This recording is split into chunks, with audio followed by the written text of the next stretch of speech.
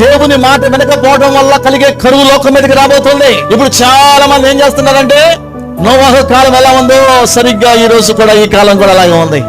జనులు తినుతూ సాగుతూ సుఖిస్తూ ఇల్లు కట్టుకుంటూ పెళ్లిళ్ళు చేసుకుంటూ పిల్లలకంట ఇష్టానుసారంగా ఉంటున్నారు. ఏసే రాకడు వచ్చిందనుకో, నీ గృహ ప్రవేశం కాకముందు వెళ్తే మధ్యాకాశంలో పోయి ఏం చేస్తావు నువ్వు? ప్రధాన దూత ఊదేడు బోరా అలా సంగయం కావాలా? నీ ఎత్తబడేటప్పుడు నీ ఆలస్యం ఎదురుతాయి. నేను విడిచి వెళ్ళిన ఆ ఇంటికి మరలా తిరిగి వీళ్ళదని అనుకోని అన్నట్లుగా ఆలోచన చేయవా? ఆకాశం నుండి అగ్ని కుర్రబోతుంది, లే పడుగు చేయదు, లేచి నేను చూపించే పర్వతం మీద నిలబడండి ఏనంటాడు. ఇక్కడ దగ్గర చిన్న ప్రాంతం, ఆ సోయర్ దగ్గరికి వెళ్తానంటే దేవుడు ఏమన్నాడు? వద్దురా నాయనా, మంచిది కాదు. పర్వతం దగ్గర ఉండే క్షేమం, సీఎంలో ఉండే క్షేమం నీకు. దేవుడు క్షేమంగా ఉండే స్థలానికి నువ్వు నడిపించబడాలి కదా. దేవుడు క్షేమంగా ఉంచే స్థలంలో ఉండాలి కదా. ఆయన అంటాడు లోతు గారు, నాకు ఇదే క్షేమం, నేను ఇక్కడే ఉంటా, ఏ నుండి కదలను. టెస్ట్ చేసుకుని కూర్చుంటారు కొంతమంది.